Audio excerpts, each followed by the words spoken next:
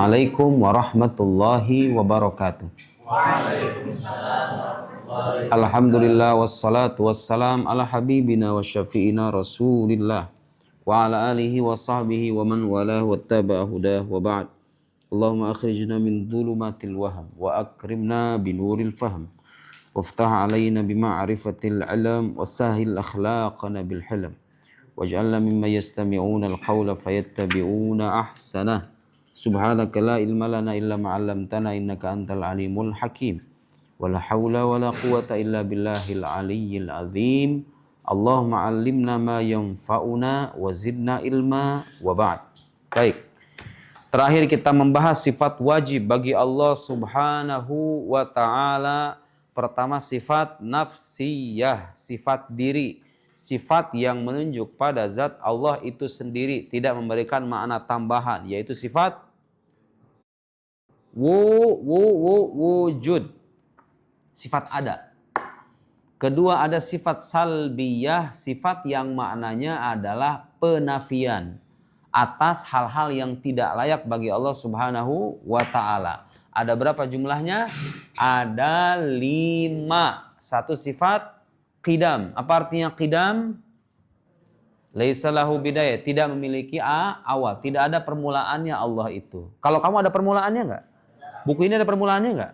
Makhluk semuanya ada permulaan. Sang Khalik haruslah tidak memiliki permulaan. Kalau dia memiliki permulaan berarti bergantung kepada yang lain dong. Kalau bergantung kepada yang lain namanya bukan Tuhan lagi, ya enggak? Allah tidak bermula, sebagaimana dia tidak bermula, dia juga tidak memiliki akhir. Karena kalau Allah berakhir berarti ada yang mengakhiri, ya enggak? Kalau Allah mengakhiri berarti tidak tunduk kepada yang lain. Kalau tunduk namanya bukan Tuhan.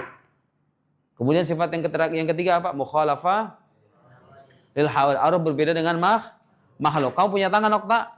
Punya tangan. Punya kaki, punya wajah? Punya. Makhluk punya. Punya bagian-bagian. Lihat, tubuh saya ada bagian-bagiannya. Allah punya anggota tubuh enggak yang punya bagian-bagian? Punya enggak? Allah berbeda dengan makhluk. Lihat saya di atas kursi sekarang. Bertempat, nempel nih. Allah bertempat atau tidak? Tidak bertempat, karena kebertempatan hanya berlaku bagi makhluk. Dengan sifat mukhalafah lil hawadits, maka kita meyakini Allah itu tidak tunduk pada waktu, tidak tunduk kepada tempat, tidak punya anggota tubuh seperti halnya makhluk. Kita punya bagian-bagian, Allah punya bagian-bagian? Tidak. Karena kalau Allah punya bagian-bagian, berarti dia butuh kepada bagian-bagiannya, ya enggak? Saya butuh kepada tangan saya butuh kepada wajah saya butuh kepada kaki saya, ya kan? Tapi Allah Subhanahu wa taala terbebas dan tersucikan dari berbagai macam kebutuhan kepada makhluk. Allah ghani. Ghani artinya tidak bergantung kepada yang lain. Wa antumul fuqara, dan kalian semuanya butuh kepadanya. Antumul fuqara ilallah, kalian semuanya fakir, butuh kepada Allah, sementara Allah itu al-ghani, al-hamid, yang maha terpuji, yang maha tidak bergantung kepada yang lain, yang maha kaya. Kayanya Allah itu artinya tidak bergantung kepada yang lain. Kalau Allah bertempat, berarti Allah bergantung kepada tempat. Lihat, ada keyakinan-keyakinan di luar sana yang dianut oleh sebagian kecil kelompok muslim yang meyakini Allah itu ada di langit, Allah itu di arsy. Itu keyakinan benar atau salah? Kenapa? Allah itu bermula atau tidak? Tidak bermula. Langit ada permulaannya enggak? Arsy ada permulaannya enggak? Semua ada permulaannya. Kalau kamu bilang Allah bertempat di langit dalam arti sesungguhnya, apa yang terjadi ketika itu? Berarti ada perubahan dan perpindahan dari diri Allah, ya enggak? Tadinya tidak bertempat, kemudian berarti Allah ada permulaannya, ya enggak? Tadi kamu bilang Allah tidak bermula. Kalau kamu mengatakan Allah bertempat, berarti ada kebermulaan di balik kebertempatannya, ya kan? Tadinya enggak di langit, kemudian di langit. Tadinya enggak di arsy, kemudian di arsy. Mungkin enggak perubahan itu dialami oleh Tuhan?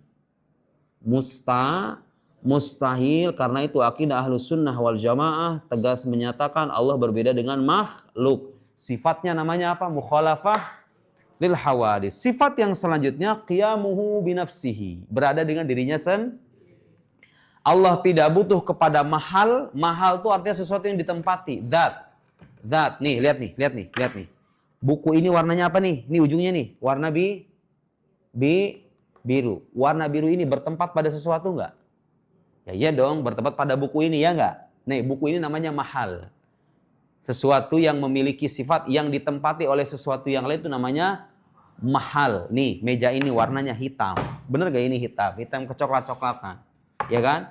warna ini bertempat pada meja. Meja ini berarti namanya apa?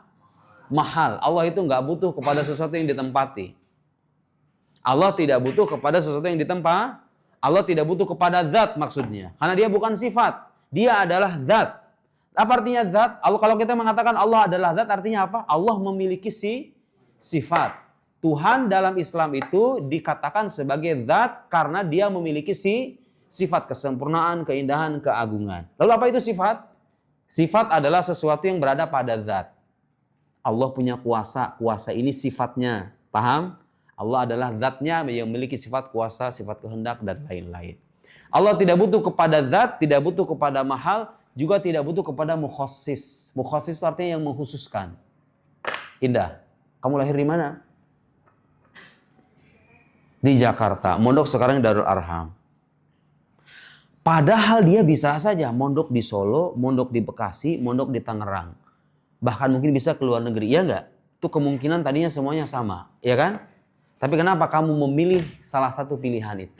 Berarti ada yang mengkhususkan, ya kan? Dari sekian banyak kemungkinan ini berarti ada yang mengkhusus. Allah menghendaki kamu hidup di sini. Allah dengan kehendaknya mengkhususkan. Dia sendiri nggak butuh kepada mukhassis yang mengkhususkan dirinya, paham nggak? Kalau kita butuh nggak kepada mengkhususkan diri kita? Saya lahir 19 Desember 1994. Padahal bisa saja saya terlahir 2005, 2010, bahkan 2020. Bisa nggak? Tapi kenapa saya dipilih 1994? Allah yang mengkhususkan, saya butuh kepada pengkhusus. Paham nggak? Sementara Allah tidak butuh pada pengkhusus atau tidak? Tidak butuh. Karena dia yang menguasai segala-galanya. Jadi maksudnya qiyamuhu binafsi artinya apa? Allah berada dengan dirinya tidak butuh tuh kepada yang mengkhususkan keberadaannya atau mengkhususkan wujudnya, juga tidak butuh kepada sesuatu yang ditempati. Kemudian qiyamuhu binafsihi wahdaniyah. Dengan sifat yang tadi sekali lagi ditegaskan. Kalau Allah berada dengan dirinya sendiri berarti Allah tidak bertempat, tidak duduk seperti halnya makhluk. Juga salah kalau ada orang bilang Allah duduk tapi duduknya nggak seperti duduknya kita. Salah. Karena ketika kamu bilang Allah duduk tapi tidak seperti duduknya kita, itu sama-sama ada hakikat duduk, ya kan? Ya enggak? Meskipun kamu bilang duduknya Allah tidak seperti duduk kita, tapi pada akhirnya kamu akan mempersamakan hakikat kedudukan. Dan itu mustahil bagi Allah. Terakhir sifat salbiyah ada sifat wahdaniyah. Allah itu esa. Esa dalam apanya? Esa dalam zatnya, esa dalam sifatnya, esa dalam perbuatan. Lihat di sini. Allah esa dalam zat maksudnya apa? Maksudnya dua. Esa dalam zat maksudnya zat Allah tidak tersusun dari bagian-bagian. Makanya kita nggak bisa meyakini Allah itu punya tangan, punya kaki, punya wajah seperti halnya makhluk. Keesaan dalam zat mengharuskan kita berkeyakinan bahwa Allah itu tidak terdiri dari bagian-bagian. Kenapa? Karena sesuatu yang terdiri ini saya satu nih.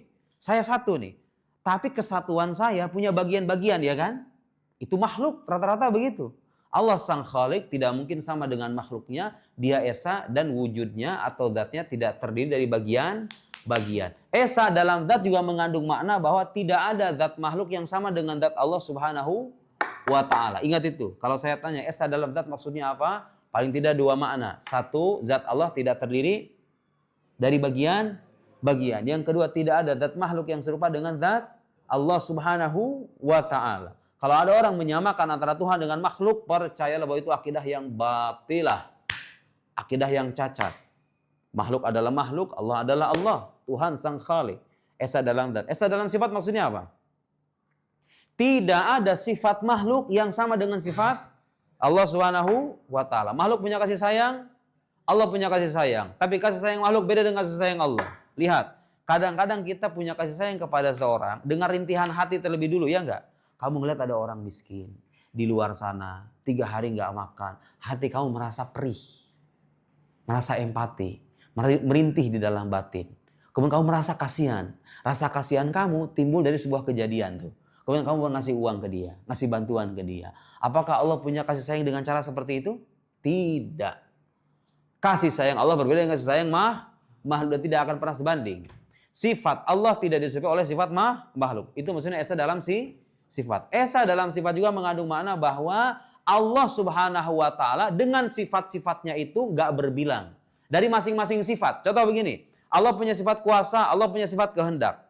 Kuasanya Allah ada berapa? Sifat kuasanya Allah. Jawabannya Allah esa dengan sifat kuasanya. Gak mungkin punya 2 kuasa, 3 kuasa, 4 kuasa, 5 kuasa. Gak berbilang sifat kuasanya, paham gak? Allah punya sifat kehendak, berarti dia esa dengan kehendaknya. Allah punya sifat pengetahuan, dia esa dengan pengetahuannya. Allah punya sifat pendengaran, esa dengan pendengarannya. Kita tidak meyakini keberbilangan dari masing-masing sifat yang Allah miliki. Allah esa dengan masing-masing sifatnya. Terakhir esa dalam perbuatan, tauhidul af'al. Esa dalam perbuatan mengandung makna bahwa segala kejadian, segala perbuatan yang ada di alam semesta ini termasuk perbuatan kita itu diciptakan oleh Allah Subhanahu wa Ta'ala. Terlepas apakah itu perbuatan baik ataupun buruk, taat ataupun maksiat. Ustadz, itu kalau orang maksiat gimana? Masa Allah yang nyiptain? Dengerin. Saya sekarang sholat, Allahu Akbar, pergi ke musola. Saya bisa milih nggak untuk tidak pergi ke musola? Bisa milih. Kalau saya mau pergi ke tempat maksiat, di jam yang sama, saya nggak jadi ke musola, pergi ke tempat maksiat. Saya bisa milih apa enggak? Bisa milih. Manakala kita menggerakkan pilihan, aku ingin berbuat taat, aku ingin berbuat maksiat, Allah menciptakan. Paham? Jadi yang salah siapa? Makhluknya atau Tuhannya? Makhluk yang punya pilihan, kemudian menggerakkan pilihannya pada kemaksiatan, dia dimintai pertanggungjawaban. Gara-gara adanya pilihan itu. Tapi kalau ditanya, yang menciptakan itu siapa? Yang mengupayakannya manusia, yang menciptakan adalah Allah Subhanahu wa Ta'ala. Karena kalau kamu bilang, enggak, Allah nyiptain yang baik-baik doang, yang buruk-buruk enggak. Berarti kalau begitu kekuasaan Allah tidak bersifat mutlak. Ada yang Allah kuasai, ada yang tidak Allah kuasai. Masuk akal nggak Tuhan kayak begitu? Tuhan yang punya keterbatasan dalam kekuasaannya? Tidak. Akidah Ahlussunnah wal Jamaah mengatakan kuasa dan kehendak Allah syamil likullil mumkinat, mencakup segala hal yang mungkin, baik itu perbuatan baik ataupun perbuatan buruk. Tapi ingat, mengatakan Allah menciptakan segala sesuatu tidak serta-merta menafikan peranan manusia. Manusia punya pilihan. Orang maksiat, orang taat, yang maksiat akan diberikan balasan, yang berbuat taat akan diberikan ganjaran karena semuanya punya pilihan. Allah yang menciptakan, manusia yang mengupayakan. Jelas? Tauhidul af'al harus meyakini bahwa Allah lah pencipta segala sesuatu. Tidak ada sekutu baginya. Baik, selesai sampai di situ. Itu rincian dari 5 sifat salbiyah dan 1 sifat nafsiyah. Kita cukupkan dulu sampai di sini. Wallahu a'lam bissawab.